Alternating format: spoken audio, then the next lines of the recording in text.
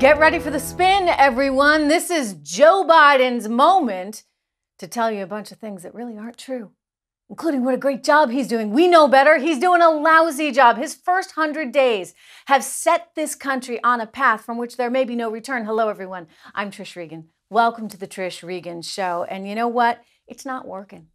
What he's doing right now is dividing the country while simultaneously sending us into a whole bunch of debt.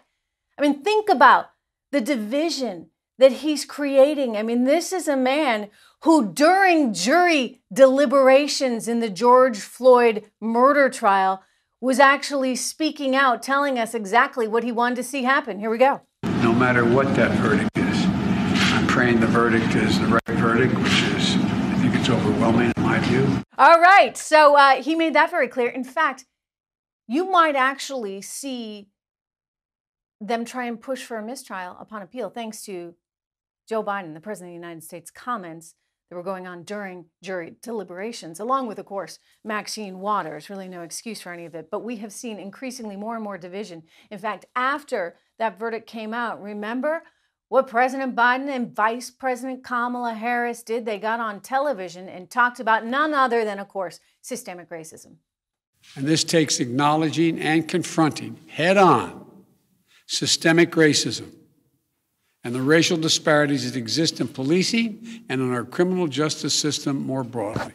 This work is long overdue. America has a long history of systemic racism. Black Americans, and Black men in particular, have been treated throughout the course of our history as less than human. You see, they're going to take this for all it's worth, right? Politically, for all it's worth.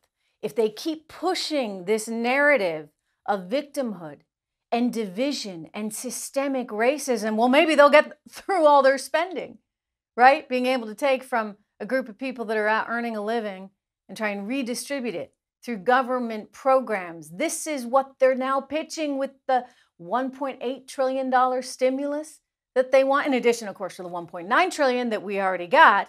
Now it's $1.8 trillion, and this thing is packed. It's packed with literally everything. We're talking about social programs up the wazoo, from $225 billion for childcare spending, another $225 billion to create a national family and medical leave program, another $200 billion in funding for universal access to pre-K schooling for young children, as well as $109 billion for 2 free years of community college, as well as additional subsidies for Americans to purchase health insurance. You name it, it's in there, all in the name of infrastructure. How do you like that? You see, they have a very broad definition of infrastructure right now because it's so necessary given all the systemic racism that they tell us we are facing. I think America is okay with infrastructure. I think actually you could get a lot of Republicans on board with infrastructure, meaning rebuilding our roads and bridges, and you could do so a whole lot more cheaply. But what they're talking about, they're trying to disguise social spending as infrastructure, and that's a problem.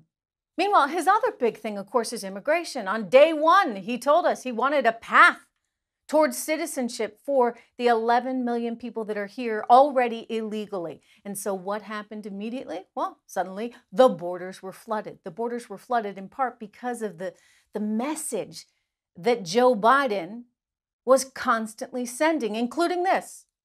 My immigration policy is built around keeping families together, modernizing the immigration system by keeping families, unification, and diversity as pillars of our immigration system, which it used to be. Ending Trump's cruel and inhumane policy at the border to rip children from their mother's arms. To rip children from their mother's arms. You see, it's all Trump's fault. All Trump's fault. We need to end those policies. But in saying we're going to end those policies by saying, you know what, you no longer have to go back to Mexico. You can stay in the United States. They're actually perverting this in such a way that now we have families from Mexico and Guatemala and Honduras that are sending their kids alone to the border, putting them in serious harm's way because Joe Biden says he's not going to turn them back. You see how the law of unintended consequences applies here. Or maybe it's intended. I mean, given that they want to realign America with a socialist style system, Take them all in, right? Who's going to pay for it? I'd just like to know. Well, we're paying for it right now, every single American taxpayer, as well as the people down in Texas. They're talking about roughly 86 million that was spent recently just on hotel rooms for some of these migrants because of the facilities being so overcrowded. I want to take you to one of these overcrowded facilities right now. Take a look at this video. This is what people are up against. You have all these migrants packed in to these, dare I say, cages? I mean, what are those? Glass cells, glass cages?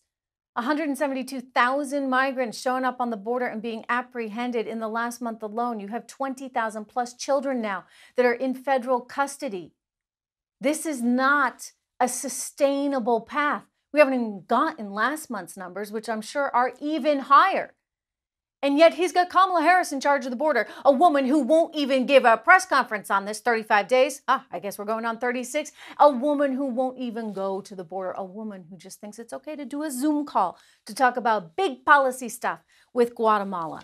Look, when these kids are coming here alone, when they are put in harm's way, that is a direct result of Joe Biden and Joe Biden's policy that's not working. So when he gets up there and says he's doing so well, remember this poll, Americans see through it. Americans know. Do you know that the latest poll numbers show him as being the third worst? I mean, you got to go back to like Ford, right? To actually see, Truman, to see any numbers like this. Now, this is actually a report in Slate. You kind of got to hand it to Slate because this is not exactly an even center publication, let alone right of center. This is Slate, the ultra-liberal Slate, admitting that Biden's 100-day approval rating is still third worst since Truman. I mean, they get the dig in there on Trump. And that's been the main story, right? If you look at CNN or Reuters or any of the mainstream news organizations, they're saying, well, he's better than Trump. He's better than Trump, despite the fact that Trump was dealing with threats of him being, some kind of Russian spy. Don't forget, when he first came to office, what did we hear? Not my president, not my president. Along with he's a Russian spy working for the Russians. It's kind of a hard thing to overcome, right, on day one. And yet Biden's not doing a whole lot better. You know why? Because he's going to continue to divide this country. He's going to continue to try and take from those that earn and redistribute to those who don't, to make them dependent and to reinvent this great capitalist nation as a socialist, authoritarian place. I don't think any of us want that.